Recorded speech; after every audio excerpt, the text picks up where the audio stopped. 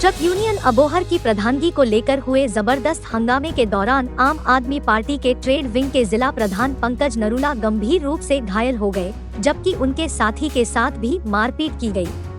घायल पंकज नरूला को उपचार के लिए स्थानीय सरकारी अस्पताल में भर्ती करवाया गया, जहां डॉक्टरों ने उसकी गंभीर हालत को देखते हुए फरीदकोट रेफर कर दिया।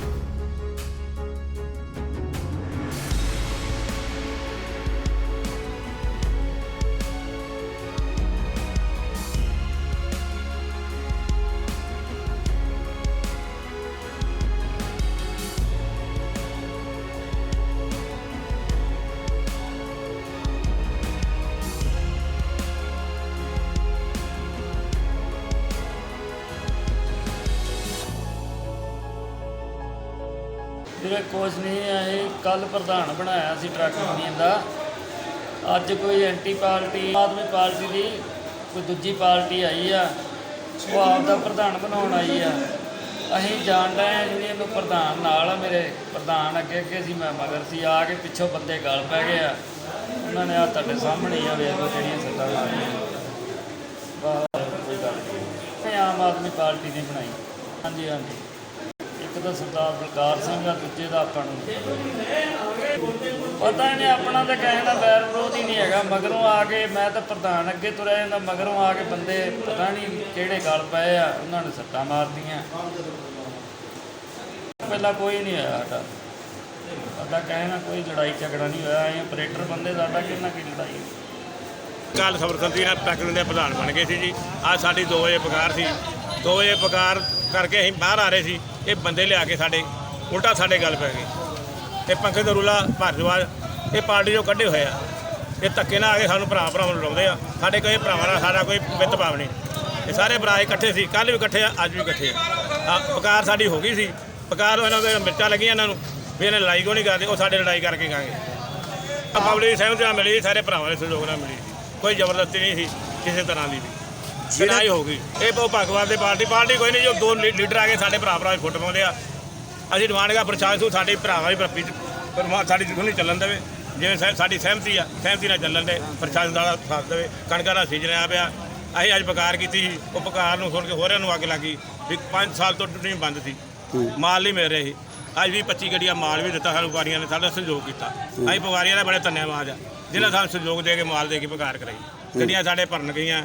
ਇਹਨਾਂ ਲੀਡਰਾਂ ਦੋਵਾਂ ਨੂੰ ਵੀ ਸਾਡੀ ਚੌਧਰ ਚਲੀ ਗਈ ਆ, ਭਾਗਵਾਰ ਤੇ ਨਰੂਲਾ ਦੀ ਸਹਿਮਤੀ ਸਾਡੀ ਹੋ ਗਈ ਸੀ। ਸਾਰਾ ਕੁਝ ਹੋ ਗਿਆ। ਉਹ ਬੰਦੇ ਫਿਰ ਲੈ ਆਉਂਦੇ ਆ। ਨਰੂਲਾ ਸਾਹਿਬ ਪਾਰਟੀ 'ਚੋਂ ਕੱਢੇ ਆ, ਇੱਕ ਭਾਰਦਵਾਜ ਆ ਉਹ ਕੱਢੇ ਆ, ਉਹ ਲਿਆ ਕੇ ਕਰਾਉਂਦੇ ਆ। ਉਹ ਸਾਡੇ ਕੋਈ ਗੱਲ ਨਹੀਂ, ਸਾਰੇ ਇੱਕੋ ਸੀ। ਜਦੋਂ ਸਾਡੀ ਪਕਾਰ ਜੋ 5 ਵਜੇ ਅਸੀਂ ਟਾਈਮ ਦਿੱਤਾ ਸੀ ਸਾਰੇ ਆਪਰੇਟਰਾਂ ਨੂੰ ਵੀ 5 ਵਜੇ ਇਕੱਠੇ ਹੋ ਕੇ ਆਪਾਂ ਮੀਟਿੰਗ ਕਰਨੀ ਆ। ਇਹਨਾਂ ਨੇ ਸਾਈ ਪਕਾਰ ਕਰਕੇ ਬਾਹਰ ਚਲੇ ਗਿਆ। ਬਾਹਰ ਆ ਰਹੇ ਸੀ ਤੇ ਅੱਗੋਂ ਸਾਡੇ ਉਲਟਾ ਗੱਲ ਪ੍ਰਸ਼ਾਸਨ ਨੂੰ ਅਸੀਂ ਮੰਗ ਕਰਾਂਗੇ ਵੀ ਸਪੋਰਟ ਕਰਕੇ ਯੂਨੀਅਨ ਖਾਈ ਜਾਵੇ, ਸਾਡੇ ਆਪਰੇਟਰਾਂ ਦਾ ਨੁਕਸਾਨ ਨਾ ਹੋਵੇ। मेरा नाम ज्योति नरूला है और मैं पंकज नरूला की वाइफ हाँ। वारदात की है कि उत्थे गए सीगे ते मैनू मतलब किसी ने कहा कहते कि आराम नाल इत्थे बैठे सी, कोई अजी गल नहीं सी। पिछों आए एक सरदार अंकल मैनू कहते मैं जिवें उन्होंने मारिया मैं पिछों हैंड कर लिया। पहला तो मेरे डंडा मेरे हत्थ ते वजिया, फिर उन्होंने इन्हों मारिया अगों दी।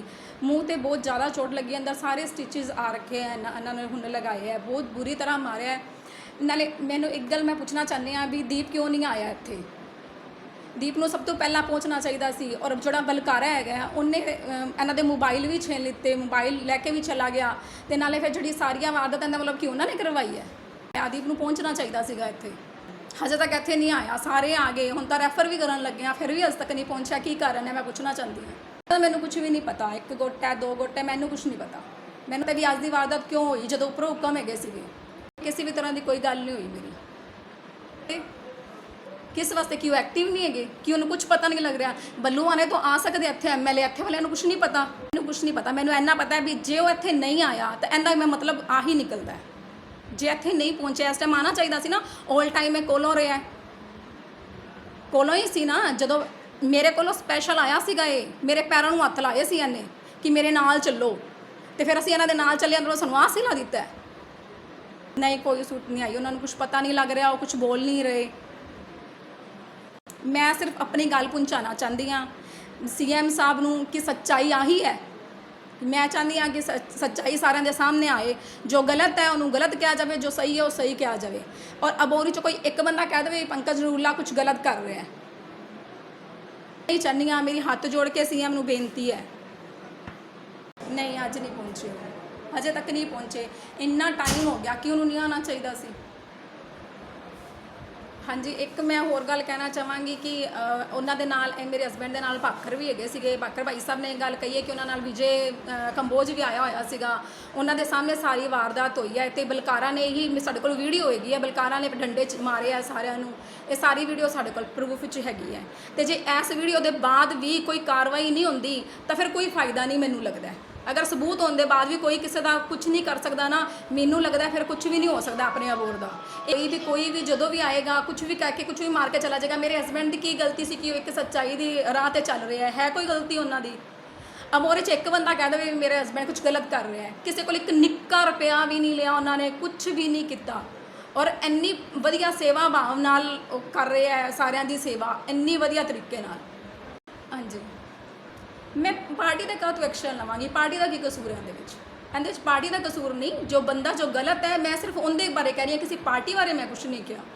और सीएम जो कर रहे हैं वधिया कर रहे हैं, मैं उन्होंने बारे नहीं किया, पर मेरी गल उन्होंने तक जाए मैं ये गल कह रही हाँ। प्लीज़ मेरी गल कुछ उल्टा फुलटा ना लैके जाया जाए। मैं ही कहनी हाँ कि पार्टी बारे मैं कदे कुछ नहीं किया, क्योंकि पार्टी एक सच्ची सुच्ची पार्टी है। विचे कई बार बंदे ऐसे आ जाते हैं जो कि खराब करने की कोशिश करते हैं, तो ही दूरी चाहते हैं भी उन्होंने तो दूरी बनावे पार्टी, और पार्टी इस चीज़ का ध्यान रखे भी कौन सही है तो कौन गलत है। कि आज से काफ़ी दिन पहले जब आम आदमी पार्टी को पूर्ण बहुमत मिल गया, उसके चंद 3-4 दिनों बाद ट्रक यूनियन के जो ऑपरेटर्स थे वो हमारे पास आए और उन्होंने अपनी काफ़ी समस्याएं बताई। तो हमारा ये था ठीक है हम आप लोगों के बीच आएंगे और आपकी जो समस्या है आप हमें बताइए। तो उन्होंने मोटे तौर पे ये बताया कि सीज़न के टाइम में जिनको भी ठेका मिलता है एफसीआई का और पंसब पनग्रेन, ठीक है जी, तो उसमें जो अमाउंट और जो ठेका जो दूरी के तहत तय होता है उसकी वो फुल अमाउंट उन्हें नहीं दी जाती, और जो रेट है वो कभी उनको बताया नहीं जाता, पहली चीज़। दूसरी उन्होंने ये कहा कि जब भी कोई लोडिंग या अनलोडिंग होती है, अनलोडिंग के समय वो वेट कम दिखाते थे, और वो जो कमी है वो उनके उस अमाउंट में से जो उन्हें मिलनी थी उनमें से पैसे काटे जाते थे। दूसरी एक समस्या और थी, जो भी उनकी अमाउंट बनती थी वो कम से कम 3 से 4 किस्तों में और 6 महीनों के अंदर अंदर, मतलब लंबे समय के बाद उन्हें वो पेमेंट मिलती थी। तीसरी एक बहुत बड़ी ये समस्या थी कि